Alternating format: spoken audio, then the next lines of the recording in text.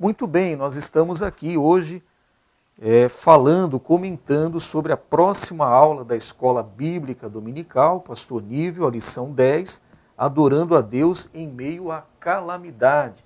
E o texto aqui, base, está em 2 Crônicas, capítulo 20, do verso 1 ao verso 12.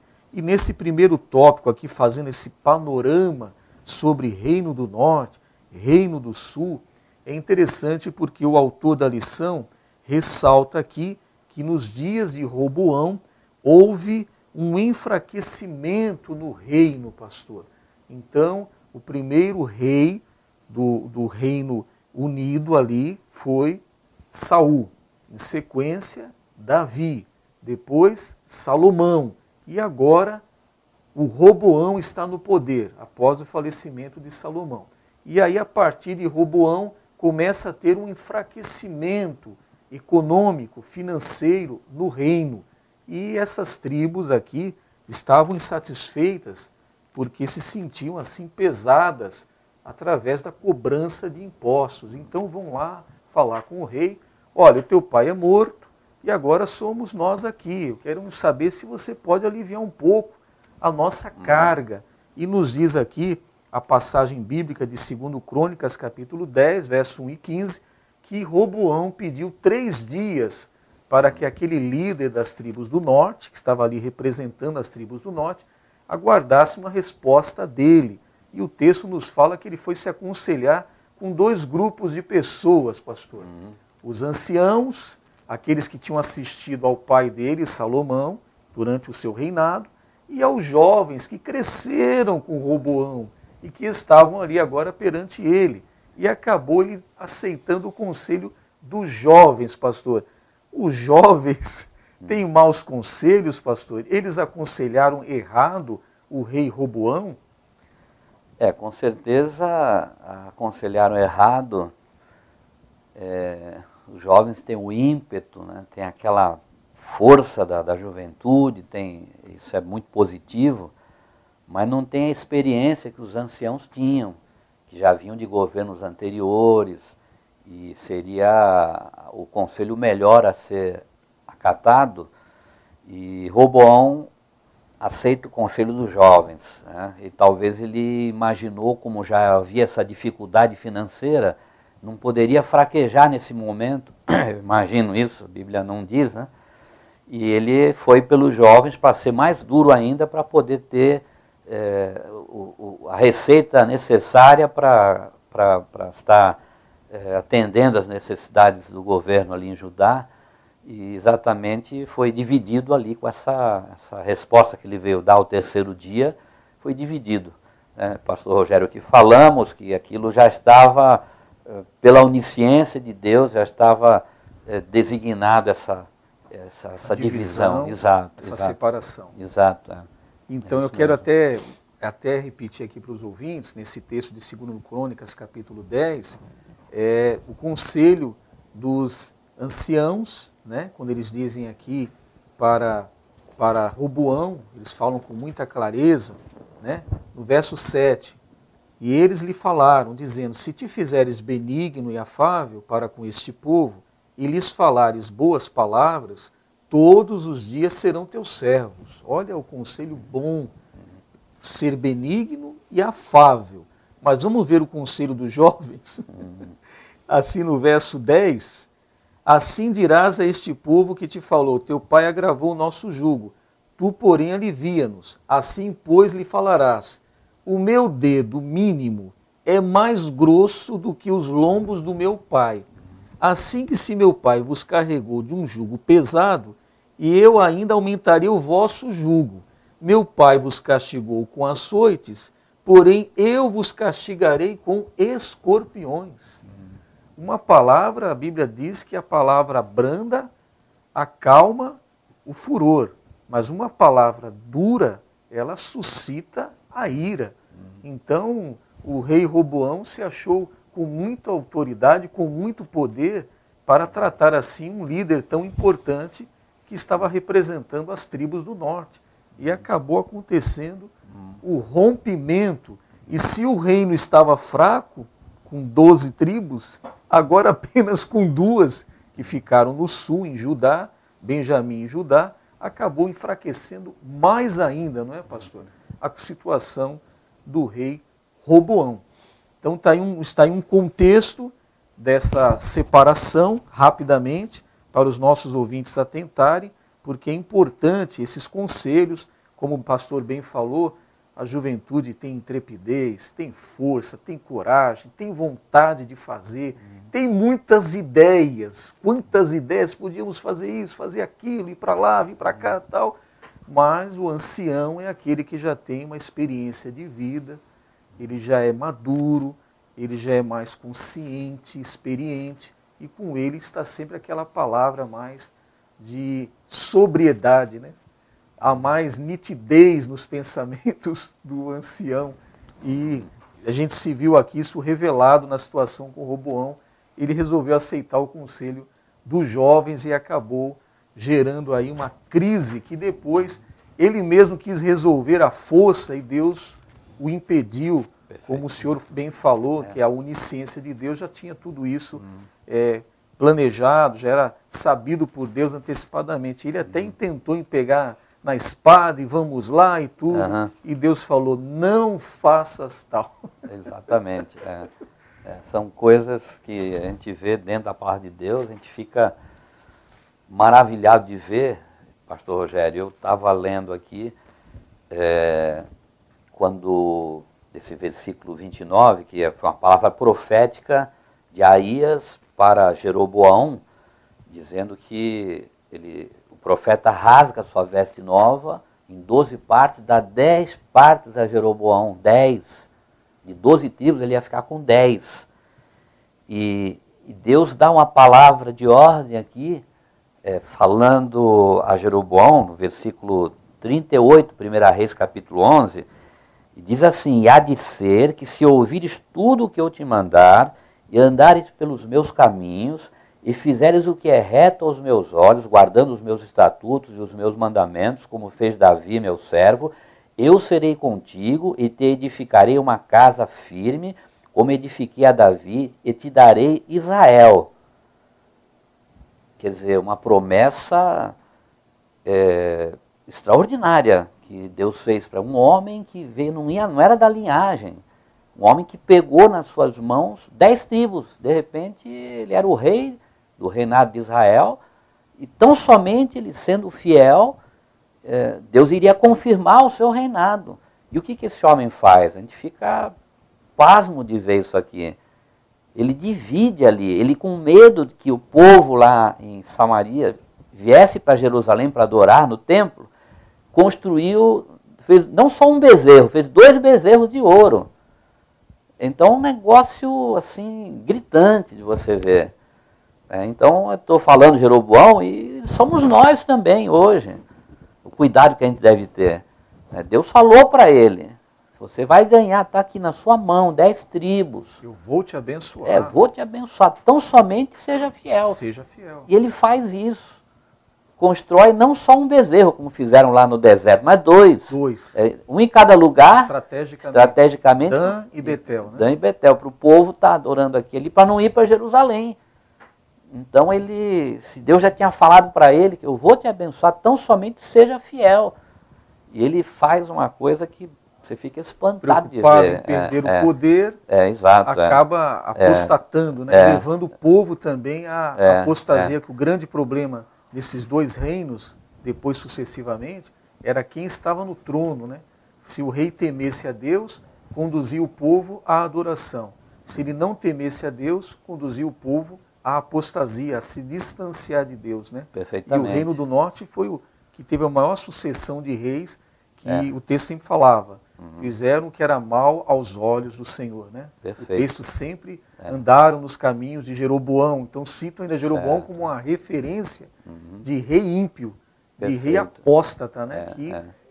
Que trouxe para Deus assim tristeza por causa da sua condução diante do rei. Perfeito. Reino, né? Todos os reinos, os reis do reino do norte foram ímpios, todos. O reino do sul, alguns ímpios e alguns bons.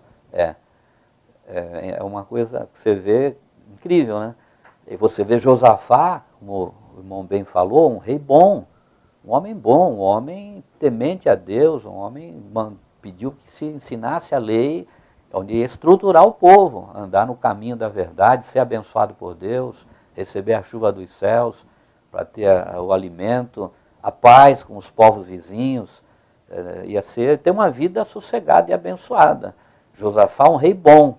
Aí vê Jorão, ou em algumas Bíblias fala Jeorão, filho de Josafá, um homem, você lê aqui no capítulo 21, você fica espantado de ver. Vou ler rapidamente aqui, pastor José, onde diz aqui, olha, morreu Josafá e Jorão, seu filho, reinou em seu lugar. Né? E teve irmãos, filhos de Josafá, muitos aqui, né? E diz aqui no versos 3, subindo Jeorão ao reino de seu pai, e havendo-se fortificado, matou todos os seus irmãos à espada, como também alguns dos príncipes de Israel. Você lê isso aqui, você fica abismado de ver. Matou os irmãos, ele era o rei. Por que isso? O medo de amanhã ser uma represália, perder o trono. Perder o trono, ser traído. O trono é tudo, o trono. Ou é a obediência ao Senhor, que é o nosso bem maior, o mais importante. Dá mais valor a um trono perecível do que as coisas eternas. Um homem, filho de um homem temente a Deus, e um homem totalmente fora, um homem ruim, um homem matar o seu irmão de sangue. Você não vai fazer isso, mas ele fez. E você vê aqui várias, né, o Antigo Testamento está cheio, e nós não somos diferentes. O cuidado que a gente deve ter de estar sempre buscar, né, temor ao Senhor, que é o princípio da sabedoria. Né? Aqui nesse tópico 2, então, pastor, que está abordando sobre o rei Josafá, o senhor tem falado aí sobre a sua sucessão ao trono e esse Jeorão acabou seguindo assim um caminho tortuoso, bem diferente de seu pai. Agora nós percebemos aqui, pastor, na exposição da palavra, que Josafá foi um homem temente a Deus, mas também não foi perfeito. Parece que o nosso Deus sempre permitiu que esses homens que se destacaram na Bíblia ficassem registradas também as falhas, os erros, mostrando que eles são semelhantes a nós. Né? Como diz a carta de Tiago, dizendo que Elias era um homem sujeito às mesmas paixões que nós, mas orou, Deus ouviu a oração. Então, Tiago nos traz a lembrança de que somos iguais, não é? E cada um deve ter esse cuidado com a sua vida. E Josafá, então, ele faz uma aliança com o reino do norte, não é? Ele envolve filhos num casamento, numa aliança, e acaba, então, Josafá se aliando a um rei que estava totalmente fora da presença do Senhor. Acabe foi um dos piores reis do reino do norte. O que dizer disso, pastor? Apesar de ser um homem de Deus e de repente aí na sua caminhada um deslize. Isso pode acontecer ou não pode, pastor? Não só pode, como aconteceu com Josafá e conosco hoje da mesma forma. Alianças que nós podemos fazer que não sejam de acordo com a vontade de Deus. Eu digo em termos de até de jovens que vão procurar uma moça, um rapaz uma moça, para ter um compromisso, um futuro compromisso, até de um casamento, de ver pessoas da mesma fé, né, para não ter um jugo desigual. Então, a gente deve ter esse cuidado nesse sentido aí. Né? Da mesma forma que Josafá não vigiou, depois entra nesse capítulo aquela guerra que Acabe convida Josafá a participar, ele na hora ele já diz que vai, e onde você for eu vou, e a sua guerra é a minha guerra, e a gente viu tudo o que aconteceu, entra por esse caminho aí, já... Que perigo, vai, né, pastor? É perigoso, perigoso. E já que nós estamos falando de uma associação política que Josafá fez, era política, né, unindo o sul com o norte, para se sentir fortalecido, unindo os dois exércitos, por exemplo, se sentiria fortalecido contra os inimigos. O teu inimigo é meu inimigo, o teu amigo é meu amigo, então vai me favorecer tanto na hora do comércio, fora das fronteiras, como também vai me proteger na hora de uma guerra contra um iminente inimigo nosso. Então, é uma associação política que Josafá estava fazendo. Hoje também serve como exemplo para nós o perigo da igreja se associar com a política, né? Que é muito comum a gente perceber que a igreja muitas vezes está tomando partido, a igreja muitas vezes está se associando à política, como se vivesse dependendo da política, né? E esquecendo que nós temos o nosso Deus, que é o Deus da igreja, Ele que está à frente da igreja e que nós devemos depender inteiramente dEle. Olha o perigo que Josafá correu aqui. Deus foi muito misericordioso com Josafá, porque ele foi para uma frente de batalha e chegando lá o identificaram como, esse não é o rei de Israel. O rei de Israel é Acabe. E aí então, naquela situação toda que nós conhecemos do texto, Acabe foi morto realmente conforme as palavras do homem de Deus. Micaías, né, pastor? Micaías, Meu Deus, como é bom ter homens de Deus, né, pastor? Homens que falem segundo a vontade de Deus. É verdade. Mesmo temendo, não teme a própria morte. Perfeito. Como ele foi ali tratado pelo rei Acabe, né? Maldosamente, prende ele, dá pão para ele, e ele ali se manteve firme. Olha, muito bem, se tu voltares da guerra, então eu não sou homem de Deus. Né? Mas se tu não voltares, então a palavra que eu falei veio do Senhor. Ele voltou ou não voltou? Voltou num carro. Voltou morto, né? Morto, né? Voltou sangrando, morto. Então a gente... Coisa maravilhosa, né? De ver a palavra de Deus na boca do homem de Deus é a verdade. Né? Na boca do homem de Deus é a verdade. Exemplos. E não é pelo um grande exército que você vai ganhar a batalha. Nós vemos o texto falado aqui em 1 Crônicas, 2 Crônicas, capítulo 20. Mas é pela mão de Deus. Porque grandes exércitos, 3 povos contra Josafá. E eles não fizeram nada, e eles venceram. Como? É sobrenatural, não tem explicação isso aí. Então não é talvez Josafá, eu vou me aliar e nós vamos estar mais fortes. Mas se aliando com um ímpio, você perdeu a bênção do Senhor, se enfraquece. Então somos suscetíveis a erro. Então não é a força do homem, é a força de Deus. Em primeiro plano eu tenho que estar na presença do Senhor, andando em santidade, em obediência à palavra do Senhor. Aí eu posso contar com essa força sobrenatural. E como diz o adágio popular, é melhor o pouco com Deus do que o muito sem Ele, né, pastor? Perfeito. Ter o pouco, mas estar na presença do Senhor é tudo. Exatamente. Né? Nesse tópico 3 aqui da lição, fala sobre Josafá e seus inimigos. Pastor, eu queria ressaltar aqui, na nossa leitura inicial, leitura bíblica em classe, que diz aqui 2 Crônicas 20, os versos 8 e 9, a oração que Josafá está fazendo aqui. É muito interessante isso, porque diante da ameaça dos inimigos, Josafá ele vai em busca do Senhor. Como é bom essa atitude, essa busca pelo Senhor, pela ajuda do Senhor, o conselho, a direção do Senhor, como é importante. E Josafá, ele está usando a palavra. Ele lembra do seu avô Salomão, lá em 1 Reis capítulo 8, a partir do verso 22, quando existe a dedicação do templo. Essas palavras que ele está dizendo são as que Salomão disse quando dedicava o templo, dizendo que aquele povo, ele buscaria o Senhor naquele lugar. Quando ele pecasse, se arrependesse, ele buscaria a Deus. Então, toda uma situação, a gente percebe aqui que Josafá usou os recursos corretos, as armas espirituais corretas. Ele foi na oração e ele foi usar a palavra de Deus, aquilo que já estava lá. Meu avô falou isso para o Senhor e eu estou aqui hoje falando também. A importância, não é, pastor, de nós reconhecermos a oração como um recurso importantíssimo e reconhecermos a palavra de Deus também como um recurso nesses momentos tão difíceis de calamidade, como é o tópico, o título da nossa lição, né? Adorando a Deus em meio a uma calamidade.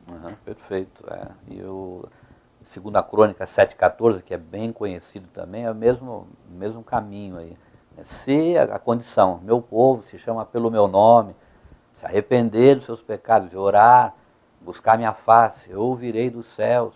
Então há uma sequência, né? Sararei sua terra, né? E eu abençoarei, e aí vai por aí afora. Então às vezes você pode estar passando uma grande calamidade, uma grande crise, como temos falado, não tem nada que te acuse, você tenha que confessar e deixar, fique em paz, recorra ao Senhor. Às vezes você pode estar morrendo de sede num deserto, onde tem um oásis do teu lado. Esse oásis é o Senhor. Você pode buscar o Senhor nesse momento de calamidade, de crise. Você está em paz com o seu coração, não tem nada que você tenha feito errado. Busca o Senhor. É a oportunidade de você ter experiências com Ele no campo sobrenatural, né? de Ele mudar o seu coração, a sua mente, de trazer uma resolução para um problema, uma dificuldade que você nem imagina. Né? Então é confiar no Senhor, ter fé no Senhor e não estar alheio às nossas dores, não está alheio. Deus está querendo e quer sempre nos ajudar como um Pai celestial.